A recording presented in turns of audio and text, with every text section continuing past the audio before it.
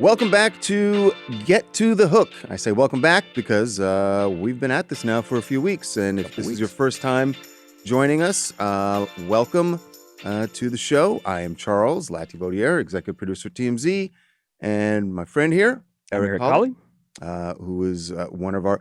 Eric, by the way, just to give you a little history, Eric is one of the OGs. There are very few people in the building that I can look around and say have been here since the start of the TV show.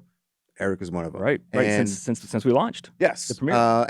And for those who don't know, Eric is here because he is an absolute music savant, knows everything you could possibly know about the history of the Billboard charts, and I'm just a big music fan. Yeah, and we have good conversations. Indeed. So we're going to do that now. And this week's topic is about reggae on the Billboard charts because, as everyone knows, One Love, Bob Marley, is now the #1 film in America.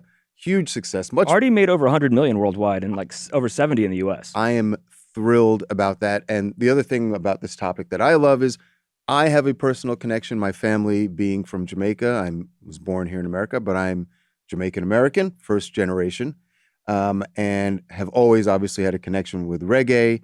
I even have some close ties to Bob Marley, which we'll get into. Yeah. But this has been interesting for me throughout my life to see where reggae music has come in America. And it does seem like it's gone through some hills and valleys. Yeah, it comes and goes. There's times like it got a little gentrified. Yeah. The craziest thing is, as popular as reggae is and always has been in this country, Bob Marley was never that commercially successful in the U.S. Which is shocking to me because if you've seen the movie, one of the things that comes out to me is how underrated Bob Marley is as a songwriter, because the movie is littered with all of his, I call them with hits, and you hear the music and you watch him perform it, and it's tremendous. Interesting you say that because his songwriting, as a songwriter, he wrote a #1 hit, and he wrote another big top 20 hit. Right. As an artist, he never got higher than number 51 in America. Which is shocking to me, like I said, when you see all and hear all this music in the movie, that it didn't chart. But what is clear is that Bob Marley's international success opened the door for so many other artists to appreciate and then record their own reggae, which unfortunately or fortunately, or however you want to look at it, they ended up charting, but I don't think any of them are doing it if it weren't for Bob Marley's success. Absolutely. Even in his own family, his children and grandchildren have had more hits than he did, technically. Yeah. But to balance that, I always say with charts, you got to look at the whole picture. And one thing with Bob Marley, if you just look at his charting songs in America, one song in 1976, Roots Rock Reggae, not even one of his most famous songs at all. Most would call that a deep cut. Yeah, but that's the only one that's was his been one on the chart hit. How high did it get? 51. And his Rastaman Vibration album at the same time hit #8, so he did have a top 10 album. But the thing you have to look at is where you need the context. The Rastaman Vibration album charted? It was a top 10 album, yeah. People were buying the album, just not the singles. And AM radio in the 70s was not playing Bob Marley. Right. But Legend, his greatest hits album, it was released in 1984, 3 years after he died. Originally only peaked at 54 itself. But at this point, in 2014, 30 years after it came out, Legend got to #5 on the Billboard charts. Because of the movie? Well, it was on sale. It was just on sale then, 10 years ago. But Legend has... 10 years ago. Yeah, 2014. Okay. But Legend has spent over 820 weeks on the Billboard album chart. It's the second longest running #1 album or charting album ever behind Dark Side of the Moon. Yeah. It's definitely going to pass it at some point. And it's certified at 15 million copies. It's one of the best-selling albums in history. I have always said that you know someone has good musical taste. If I go into someone's house, this isn't as true now because we don't have CDs and records. Well, we do have around. Records are back. Vinyl's back. But if I go into someone's music collection and they don't have Legend, I'm sorry. I can't mess with you. I don't. You got to have that. It just has to be there because every song is just, and everyone knows every song. So you do. They're so classic. That's the thing. He's one of those artists that some people are just bigger than charts, and he is definitely one of those people. Yeah. Reggae itself, it's interesting. I did some learning on this because I was like, when and where exactly? I mean, obviously Jamaica, but how did reggae happen? Right. And so it was an offshoot of two other genres. Mm-hmm. So in the late 50s, after World War II and then Korea, a lot of military bases had, the armed forces radio and stuff. And people in Jamaica were getting radios at this point and were picking up this music, mostly from America, mostly R&B from New Orleans specifically. Mm-hmm. A lot of Fats Domino, Louis Jordan, and they love these songs because New Orleans R&B then had this sort of offbeat thing to it. Right. And I mean that like literally, not quirky, like it was literally like on the twos and fours, there's a little bit of an off rhythm. Right. And they loved it and developed their own version of it that was faster and punchier, and that became ska music. Ska became rocksteady. Yep. And fun fact, one of the rocksteady bands, the Paragons, do you know them? Yes.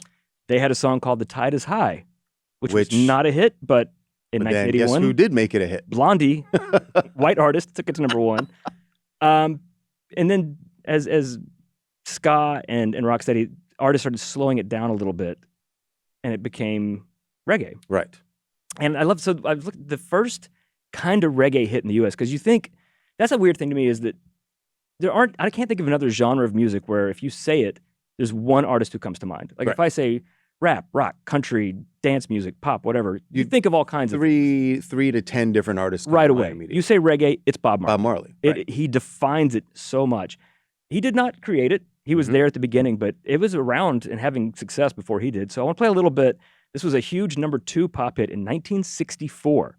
Okay. And you might think I'm reaching a little bit saying reggae here, but it's early. Okay. And it's a Jamaican teenager.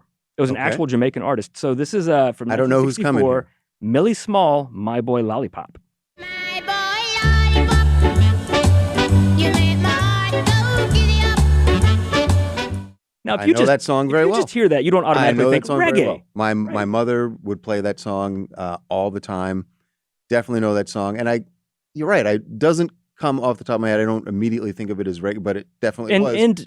And she is Jamaican, and it was the first hit for Island Records, which was the premier reggae label at that time, and which went on to have, like, U2 was signed to Island eventually in the 80s. But Island definitely built on the back of Bob Marley. Absolutely. And Chris Blackwell, the chairman of Island Records, would tell you that too. Of course. And so you have these musical things happening in Jamaica, and My Boy Lollipop might have seemed like kind of a novelty record in 1964. So there's a guy named Johnny Nash. Know him well. He had been a teen R&B singer in the late 50s. His career had kind of cooled down by the mid 60s. So he moved to Jamaica to kind of get a fresh start. And he just fell in love with ska and rocksteady and the new reggae music. And at a party, he met Bob Marley and signed him. And Johnny Nash, doing all this reggae stuff, in 1968, this is a cool song. It's called Hold Me Tight. This hit number 5 in the U.S. And this is a straight-up reggae song. So here's a little bit of Johnny Nash's Hold Me Tight. And everything's gonna be all right, baby. Hold me tight.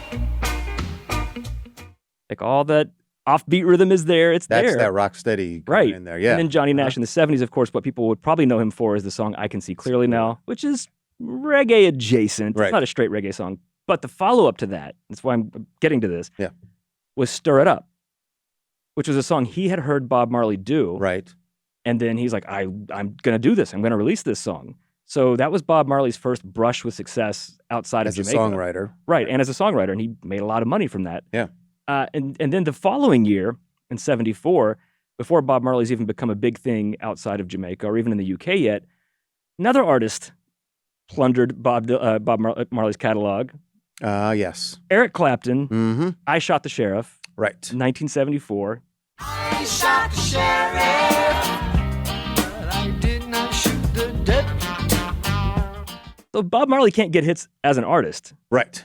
But but also, to be fair, that was Bob Marley's only number 1 hit that Eric Clapton gave him. But it's also Eric Clapton's only number one hit that Bob Marley gave him. So, who needed who more there, really, honestly. Right. Yeah, it's crazy as reggae was starting to hit around the globe, and Bob Marley was much bigger in the UK. They embraced it a lot better than America did. He never was that big of a pop star here, and I don't think he ever really wanted to be. If he'd wanted it, he could have gotten it. He could have toured harder in America, done more appearances, and as you see in One Love, that wasn't that important to him. No, definitely wasn't the thing for him. And I got to tell you though, the thing you said about I got to go back to this about Fats Domino, which I did not know. I knew I was going to learn something about a genre I've been raised on, and yet Eric was going to teach me something about it. I didn't realize the Fats Domino connection to the root, and now it makes sense. I went to see Fats Domino in Jamaica. I was probably in my late teens and went with a bunch of family members, and I was I floored by how excited everyone was in this. It was an outdoor show, and everyone loved it. It was one of his last shows, I think, because I think he died like the next year. Because he was big in America, but not. Yeah, He wasn't they were packing all- arenas in the States by that point. My mom was like, "Oh, we're going to see Fats Domino," and everyone was up and dancing the whole time. So I did not. So you just connected a dot for me. Yeah, There. I think it was there was a kind of a modernization in Jamaica. Like people, there was just an influx of people getting radios and having access to this Right. music, and that's what they heard, and they just loved it. So I imagine Fats Domino was this. I mean, he's a legend, period. Yeah. But probably even more so there. If he helped inspire, Yeah. the national sound of Jamaica, Right. and yeah, that's the thing too. It's so weird with Bob Marley is it's not just that he was successful. But he's like mythological. Like Oh, his birthday is a national holiday in Jamaica. national holiday. There's legislation that's been proposed now to make him a national hero, which I can't see how that doesn't pass. Like who's going to stand up in Parliament and vote against that? I don't get it. So So your mom is from Jamaica. my mom and my dad both born and raised in Jamaica. So They you didn't remember meet till here, but when Bob Marley died in '81, you were old enough to be aware of that. Oh, Was yeah. that like that must have hit your parents so Yeah. hard? devastating. And actually, my parents were supposed to go and see him in concert on the tour, which was for the Uprising album, I believe.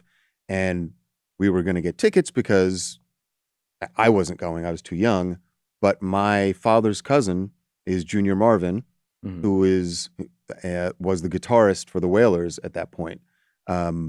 And so I always grew up knowing that my father had this cousin, my cousin, who played in the band, and always I felt like a connection to like the one that really jumped out to me because I was old enough when the Uprising album came out, and "Could You Be Loved" became Such a good song. such a- It's such a cliche thing to pick, but God, I love that but song. the guitar riff on it, I was always like, oh yeah, that's my cousin Junior, man. That's so cool. That's so awesome. And there's a scene in the movie where they talk about when they brought Junior in to the band for the Exodus album, and they wanted him because he had a different sound, and the whole thing was Bob wanted a different sound for the Exodus album than the previous Bob Marley and the Wailers albums. And so when you watch that, you're like, that's my family. That's my cousin. Yeah. That is so And cool.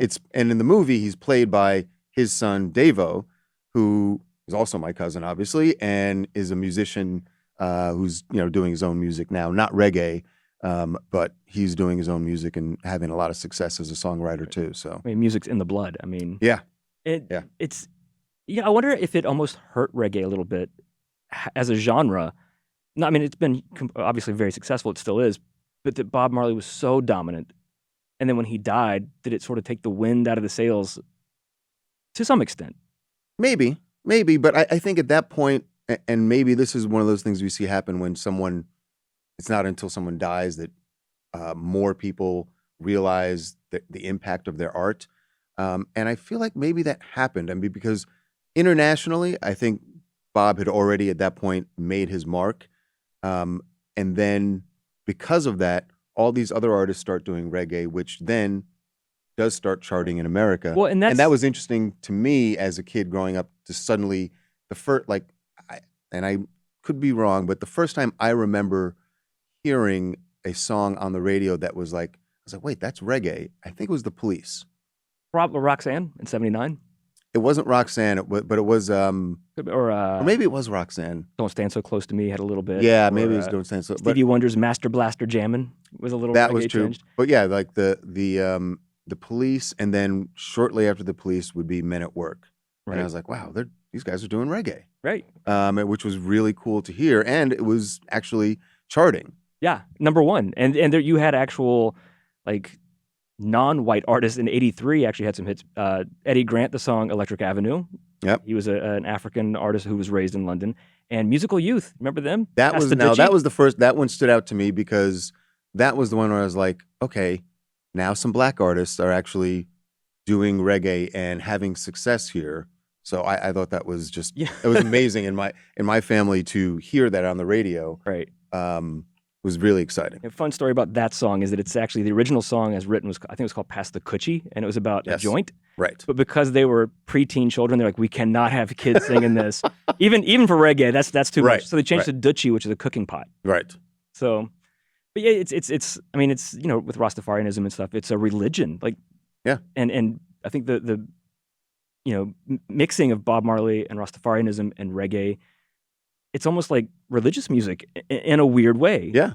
I mean, not Oh, it's literally, become that. but yeah. It's become that now because obviously when Bob started making music, he actually wasn't a Rastafari, but and they cover that in the movie how he came to it and Right. everything. But yeah, they are definitely intertwined now. They're kind of the same thing. Although I don't know, I haven't been to a Rastafari ceremony or anything to listen to someone preaching. I don't know if they sing Bob songs. But you could. But there's a whole. It's not there's a insane whole to other think they thing would. They do, which Bob worked. It's called Nyabingi, Mhm. and Bob has worked that into several of his songs also. So you hear the drumming that goes into those ceremonies, and he worked it in. I always wonder. He's one of those people that obviously was very young when he died. He was 36. Also sad. I didn't know until I was looking this up, and it's not even in the movie that he had his cancer and he was in the UK at that point, and knew he was dying, I think, and wanted to come back to be in Jamaica. Yeah. And he died on the plane, was pronounced dead in Florida. Didn't even make it back home, which Yeah. I was like, that's just not fair. Yeah. That's not right. Was going back to the country that Right. But do you think, had he lived, he's one of those people I think would be so fascinating to see what the rest of his life would have been like. where he he could would still have be gone with it. alive. Yeah, He'd be in his, late 70s now? Or could be alive, 80? and I would definitely still want to be recording music. How his sound might have changed, what he would have tried, experimented with, and then also to have the opportunity to record with his children and even, as we say, grandchildren, who did find success. I thought, at a stage, I think I was in my early 20s when Ziggy Marley suddenly was being played on the Yeah. radio. I was like, Tomorrow this is People, so 1988, got to is a top 40 hit, something Yeah. his dad never did. Skip Marley had a top 5 hit with Katy Perry in 2017, Chained Yep. to the Rhythm. His grandson right now has a hit. And I wonder if Bob, because chasing commercial hits never really seemed to be that important to him at all. No. But I still wonder if he had lived, if there would have been just some fluke, huge pop banger that would have just happened. Like no, 1987, randomly Bob Marley gets a #1 hit. Like, Right. It could have happened. I mean, we'll never know, unfortunately. Yeah. But it's weird. Yeah. I think it would be really cool, and I don't know where it's going to go, but if his grandson YG, if his song even goes top 10, Got a lot of momentum behind it. I would love to see that, because there's a kid who not only is Bob Marley's grandson, but his mother is Lauryn Hill, Right. who was married to Rohan Marley, Bob's son. I don't think they were they married? You know what? That's a good I question. don't think No, they ever they actually don't got actually married. got They have married, like yeah. 6 kids. But Yeah. let's play a little bit. So YG is, like you said, Lauryn Hill's son and Rohan Marley, and his song "Praise Jah in the Moonlight" is like flying up the charts right now. And it's not a modernized take on reggae. It's not dance hall. There's no rappers. It's a reggae Yeah, song. let's hear a little bit of it. And I think this is a brilliant move for them to produce the song this way, but let's take a listen. We can praise Jah in the moonlight. Baby, if you with me, better do right.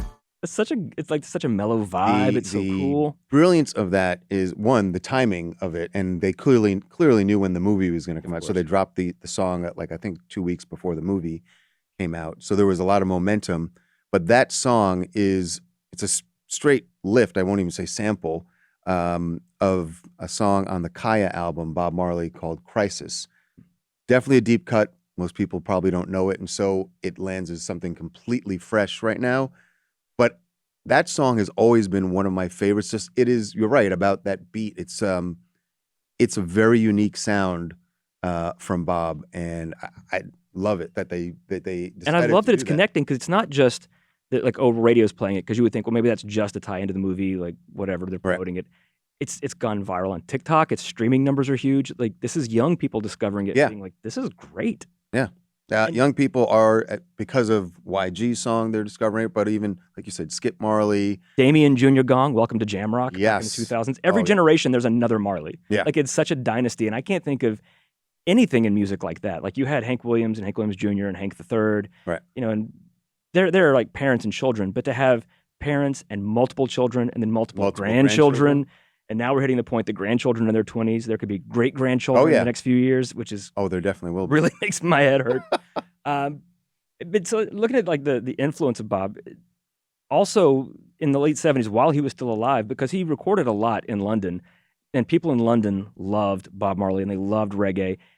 And they went back before reggae back to ska. And I think a lot of people think of ska in this country as British white people music, mostly.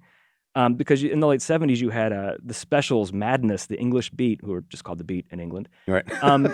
I did not know that. Yeah.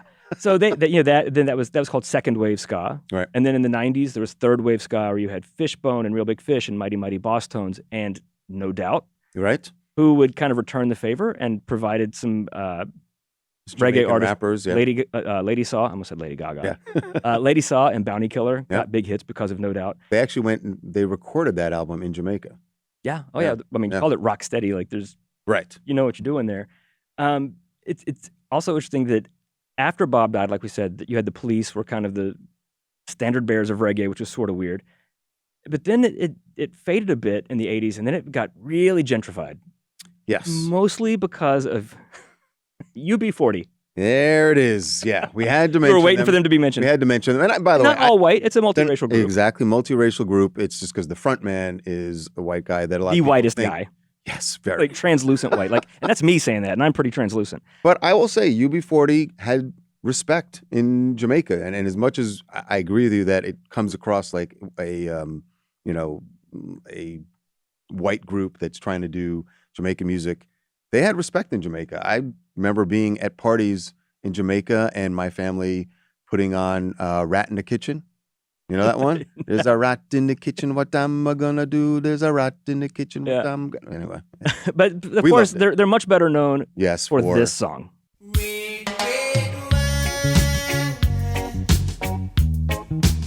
Which I kind of love, because I love people crossing genres, that it's a multiracial, mostly white group from London doing a reggae cover of a Neil Diamond Of song. a Neil Diamond song, And right? took that to number one. Dude, I don't know how old I was when I found out that that was a Neil Diamond song. I just Yeah. always thought it was just a reggae song. Classic that reggae UB40 songwriter Neil Diamond. Right. And UB40 had a pretty solid run of hits. And I want to get to, oddly, and I don't know why this is, 1993. Well over a decade after Bob had died, and UB40 had kind of been the only reggae game in town. Right. Reggae dominated the charts in 93. And when I first said this, you rolled your eyes at me, because I know You knew who I was thinking of. the white Canadian rapper, Snow, Let's talk about it. Informer. 7 weeks at number one. Blocked Dr. Dre's Nothing But a G 7 Thing from going weeks? to number one. Yep. 7 weeks? Yep, Canadian. So reggae had kind of morphed at this point into dancehall was an offshoot, which had a lot Right. more electronic and modern production, more of like a hip hop kind of production to it. And of course, because we're America, the first people that are going to break through are going to be white people, a Canadian dude. Figures. And also, oddly, before the end of this conversation, he is not the only Canadian reggae artist to hit number one in this country. It's Really? happened twice. So 93, Snow's Informer, UB40's cover of Can't Help Falling in Love was number one for 7 weeks. Okay.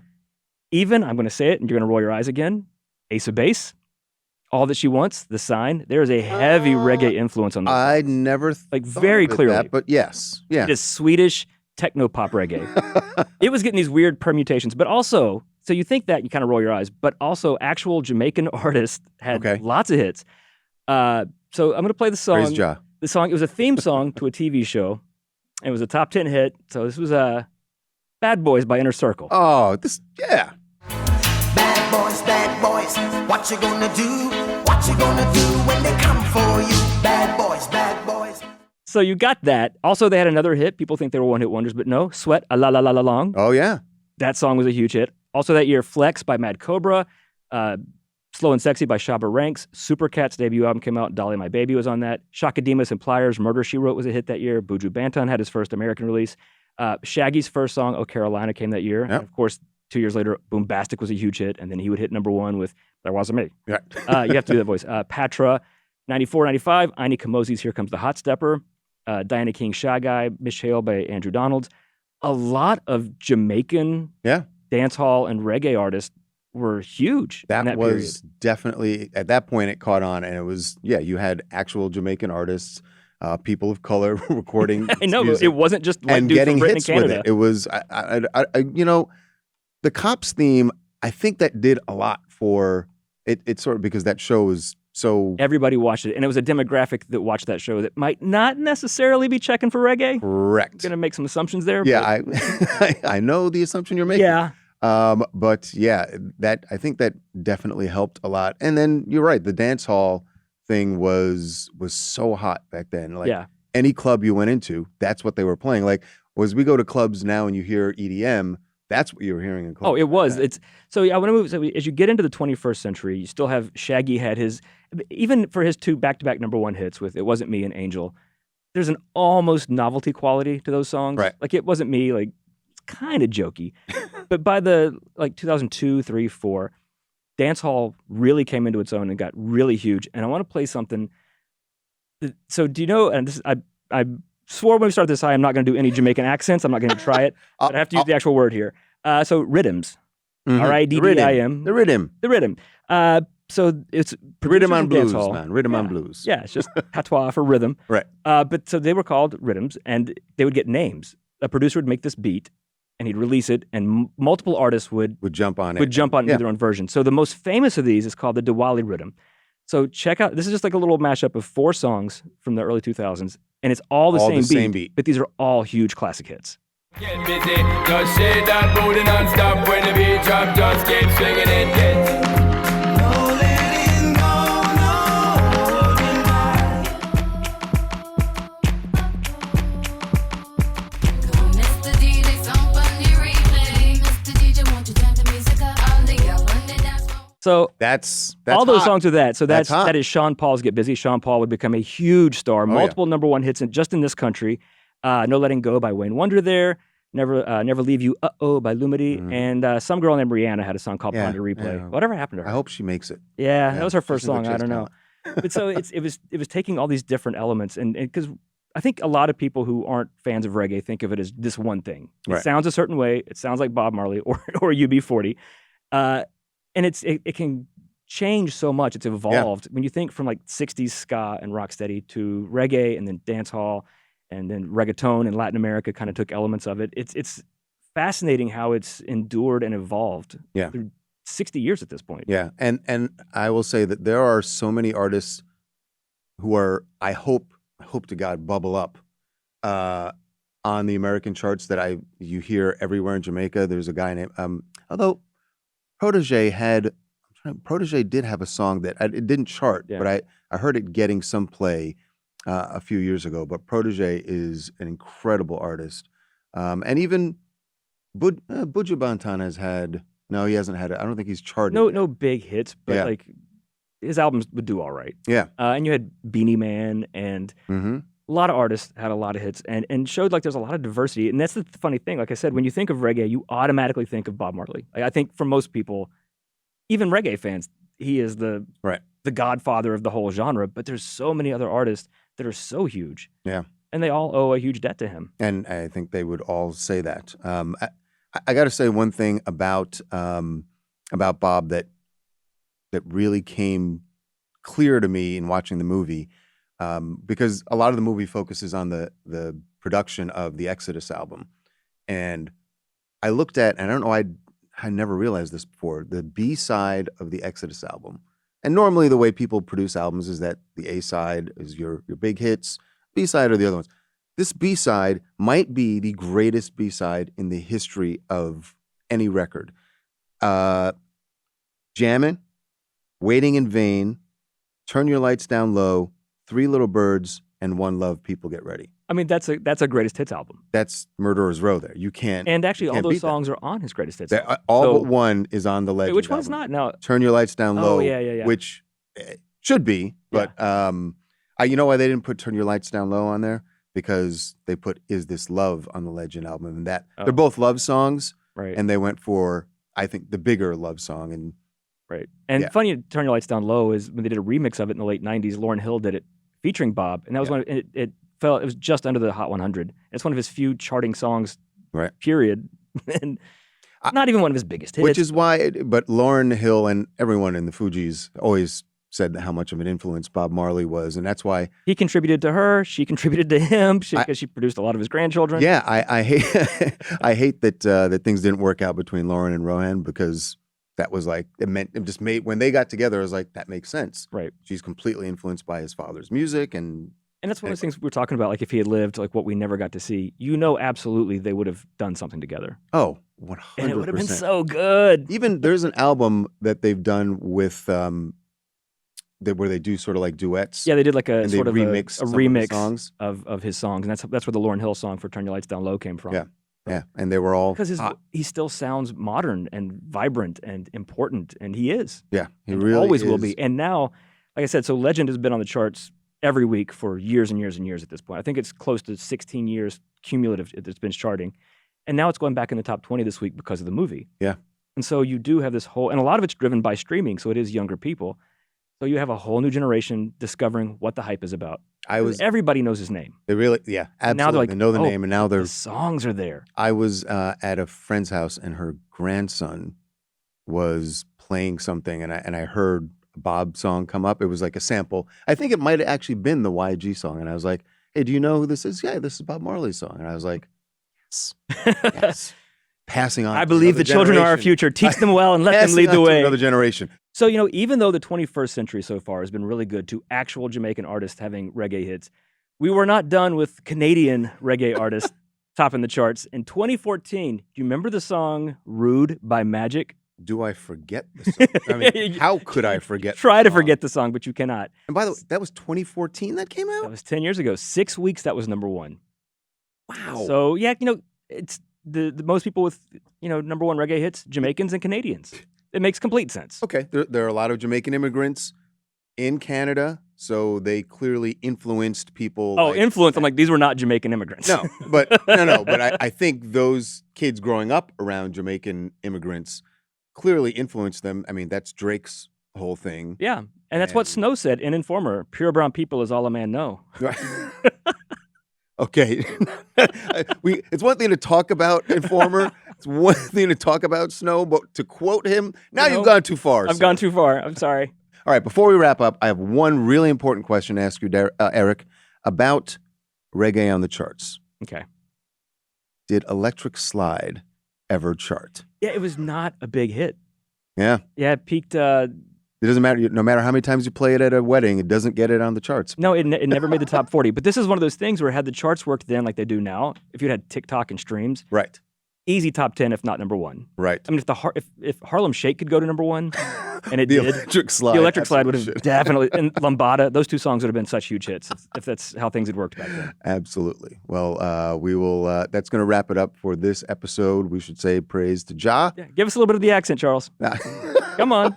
I'm not going to do it, but you need to do it. All praise is due to Jah Rastafari. So you got to, when I say Jah, you say Rastafari. I don't want to. I think it's better if I don't. Fair enough. That's going to do it for Get to the Hook. We'll see you guys next time.